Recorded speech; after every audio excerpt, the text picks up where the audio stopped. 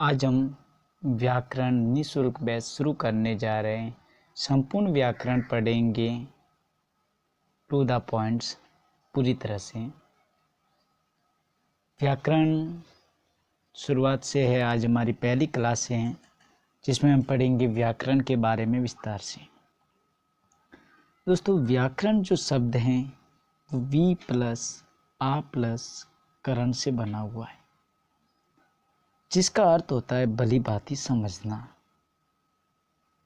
यानी व्याकरण एक ऐसा ग्रंथ है जो किसी भाषा को भली भांति समझने के लिए प्रयोग किया जाता है। अर्थात व्याकरण एक ऐसा ग्रंथ है जो किसी भाषा को शुद्ध उच्चारण, शुद्ध लेखन और शुद्ध प्रयोग करना सिखाता है।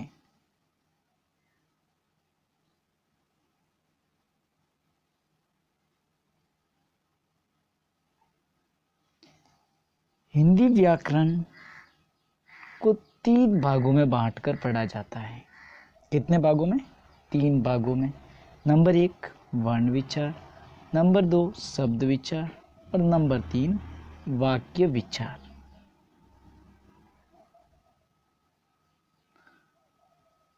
आज हम पहला पढ़ेंगे वर्ण विचार।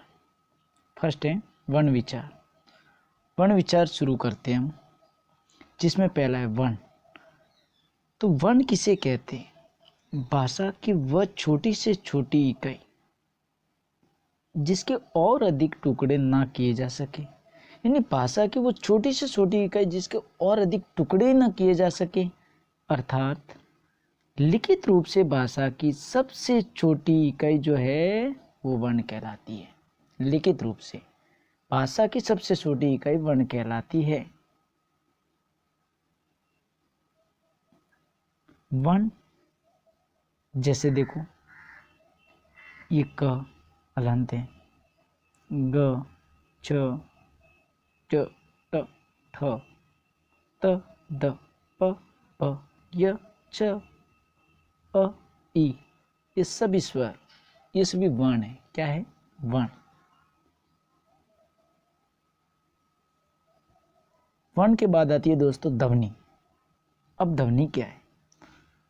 तो मौखिक रूप में भाषा की सबसे छोटी इकाई ध्वनि होती है।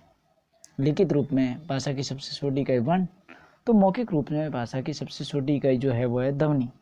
अर्थात जब किसी अक्षर अथवा वर्णों के समूह को मौखिक रूप दे दिया जाता है तो उसे ध्वनि कहते हैं। जब किसी अक्षर अथवा वर्णों के समूह को मौखिक रूप दे दिया जाता है तो उसे ध्वनि कहते हैं।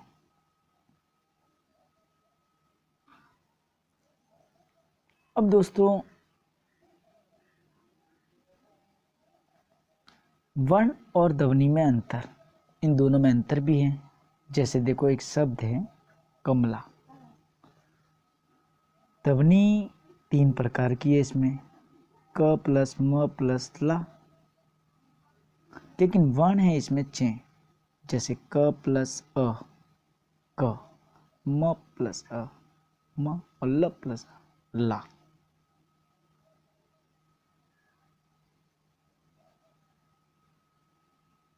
अब दोस्तों अक्षर, अक्षर 2 शब्द से बना हुआ है, अ प्लस चर। अ का मतलब होता है नहीं, चर का मतलब होता है नाश, यानी जिसका नाश नहीं हो वो अक्षर है। जिसका नाश नहीं हो वो क्या है? अक्षर।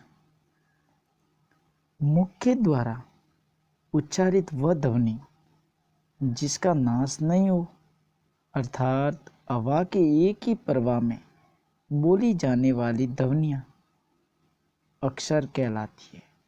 एक ही प्रवाह के साथ हवा की, जैसे राम, ओम, ये अक्षर है। अक्षर के बाद दोस्तों आता है शब्द। वर्णों का सार्थक समूह शब्द कहलाता है। जो वर्णों का सार्थक समूह है वो शब्द कहलाता है। जैसे क प्लस ल प्लस म कलम, क प्लस म प्लस ल कमल। विशेष तौर पे देखें तो अर्थ के आधार पर भाषा की सबसे छोटी इकाई दोस्तों शब्द कहलाती है। किसके आधार पर? अर्थ के आधार पर।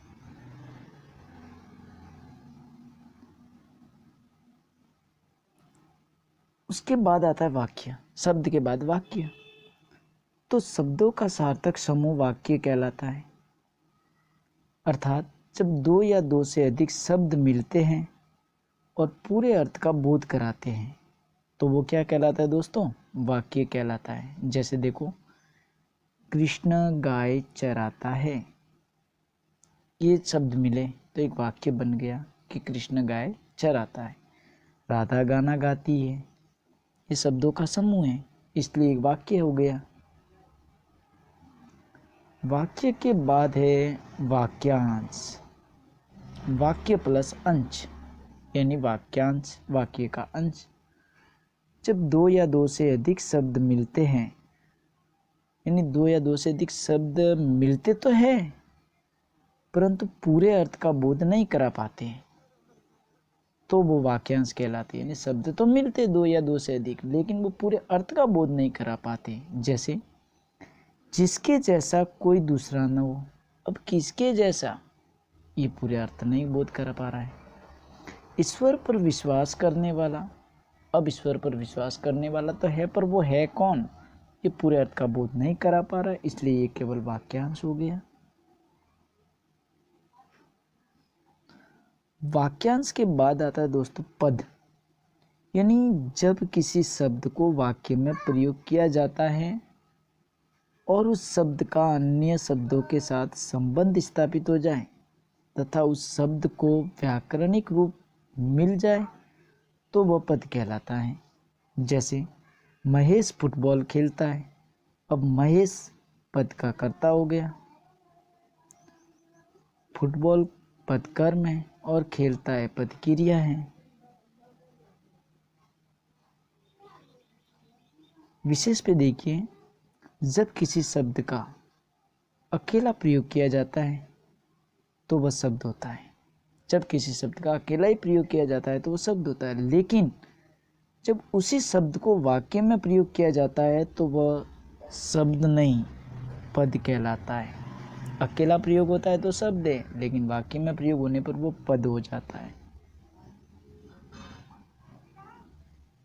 उसके बाद दोस्तों आता है हल या हलन।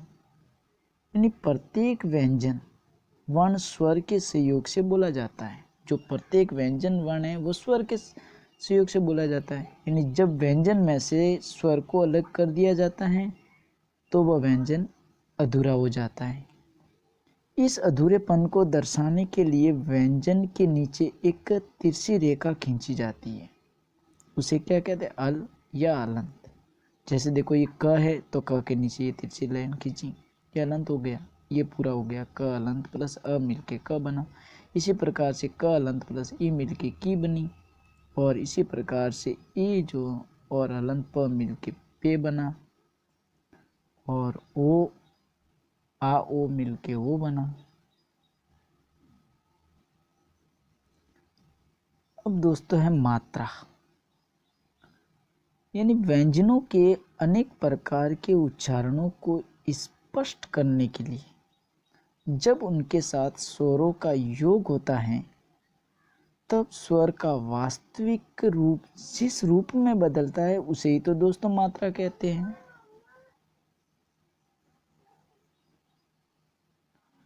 अब विशेष तौर पे आपको याद रखने के लिए खास तौर से लिखित रूप में भाषा की सबसे छोटी इकाई प्रश्न बनता है तो याद रखना दोस्तों वर्ण होता है।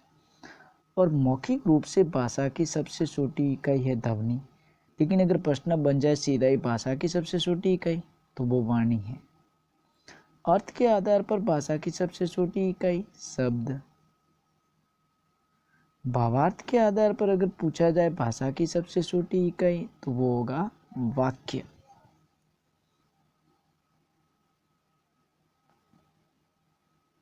इसी के साथ दोस्तों आज की क्लास पूरी हो गई है। कल अगली क्लास में हम स्वर व्यंजन वर्णमाला के बारे में व्याकरण पढ़ेंगे पूरी। धन्यवाद दोस्तों। क्लास अच्छी लगी हो तो लाइक शेयर और